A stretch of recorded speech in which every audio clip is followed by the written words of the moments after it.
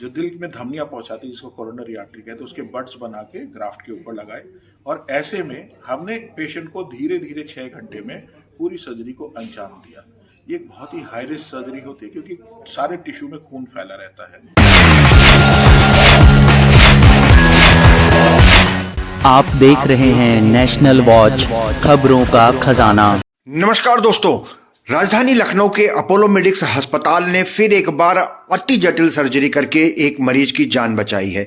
बनारस के रहने वाले 81 साल के ओम प्रकाश को तुरंत सर्जरी की आवश्यकता थी। बनारस से आने में समय लगा, यहां चेकअप हुआ और फिर देर रात तक 6 घंटे तक सर्जरी चली और मौत के मुंह में जा चुके ओम प्रकाश की जान अपोलो मेडिक्स अस्पताल ने बचाई।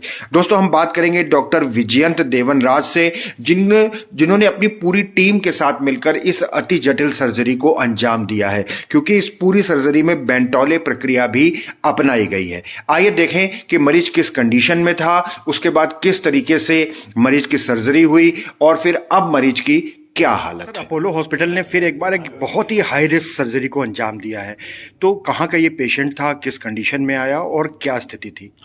पेशेंट हमारे पास बनारस से आए। वो करीब 81 ईयर्स के बुजुर्ग थे। बनारस में ही डायग्नोज हुआ इनको, क्योंकि सीवियर चेस्ट पेन हुआ, सांस लेने में दिक्कत होने लगी। ऐसे में जब डॉक्टर साहब ने ईको किया तो उनको पता चला कि इनको अक्यूट आयोटिक डिसेक्शन हुआ है, जो कि खुद में बहुत ही ड्रेडेड बीमारी है। जो दिल की मेन नस होती है जो दिल से निकलती है, उसी में फाड़ हो गई है। उसी से एक फॉल्स ल्यूमेन बन गया है। तो ट्रू ल्यूमेन जो पूरे बदन को खून पहुंचाता है, चाहे दिल हो, दिमाग हो, लिवर, किडनी, पैर, हर जगह कॉम्प्रोमाइज हो जाते हैं। बहुत बड़ा रिस्क रहता है, कभी स्ट्रोक हो जाए, हार्ट फेलियर हो जाए, या वो रप्चर ही कर जाए जो आयोटिक डिसेक्शन हो, क्योंकि लेयर पतली हो चुकी होती है तो आदमी नहीं बचा पाते हैं। ऐसे में डॉक्टर साहब ने एकदम से हमारे पास यहाँ भेजा अपोलो मेडिक्स हॉस्पिटल में। हमने इमीडिएट पहले ही प्लान बना लिया था कि इनका ऑपरेशन करना है। आते ही ऑटोग्राम किया, अपनी डायग्नोसिस को कंफर्म किया, उसके बाद हम आगे बढ़े। ऐसे में हमने पेशेंट का करीब 6 घंटे ऑपरेशन किया। पूरा का पूरा उनका जो डिजीज्ड आयोटा था उसको पूरा बदला, दिल से लेके ऊपर दिमाग की नसों तक पूरा का पूरा बदला। साथ में वाल्व भी चेंज किया, क्योंकि उनका वाल्व भी बहुत लीक कर रहा था। जो दिल में धमनियां पहुंचाती है जिसको कोरोनरी आर्टरी कहते हैं, उसके बड्स बना के ग्राफ्ट के ऊपर लगाए। और ऐसे में हमने पेशेंट को धीरे धीरे 6 घंटे में पूरी सर्जरी को अंजाम दिया। ये एक बहुत ही हाई रिस्क सर्जरी होती है क्योंकि सारे टिश्यू में खून फैला रहता है। कोई भी टिश्यू सूचर नहीं होल्ड करते, ब्लीडिंग का बहुत बड़ा रिस्क रहता है। पूरी सर्जरी होने के बाद हमने आईसीयू में उनको 2 दिन के लिए रखा वेंटिलेटर पे।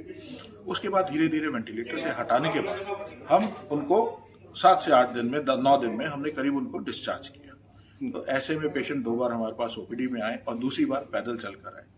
किसी ने सोचा नहीं था, ना बनारस से चलते हुए डॉक्टर साहब ने सोचा था कि हमारे पास पहुंच पाएंगे, ना हमने सोचा था, ना हमने रिलेटिव को बोला था कि भाई हम बचा पाएंगे। पर पेशेंट बच गए और आज ओपीडी में दूसरी बार पैदल चलकर आ रहे हैं। डॉक्टर साहब जी, क्या कारण है डॉक्टर साहब की इतनी गंभीर अवस्था में? सबसे बड़ा कारण इसमें हाइपरटेंशन है। हाइपरटेंशन इसमें बहुत ही बड़ा कारण है। अन्य कारण जो हम बदल सकते हैं वो है स्मोकिंग, सीडेंटरी लाइफस्टाइल, ट्राइग्लिसराइडीमिया या कोलेस्ट्रॉलरीमिया जो बहुत ज़्यादा बढ़ा रहता है। तो ऐसे पेशेंट्स में ये काफ़ी ज़्यादा चांसेस होते हैं जिसमें इसकी इलास्टिसिटी खराब हो जाती है। कुछ बीमारियां होती हैं जो कि पैदाइशी होती हैं, जैसे बाइकस्पिड आयोटिक वाल्व हुआ, एहलर-डनलॉस हुआ, मार्फान सिंड्रोम हुआ। इसमें हम और कुछ नहीं। साथ में आजकल नए युवाओं में हमने देखा है बहुत ज़्यादा वजन उठा लेना, सडनली उठा लेना। ऐसे में भी कई बार आयोटिक डिसेक्शन होने की चांसेस होती हैं।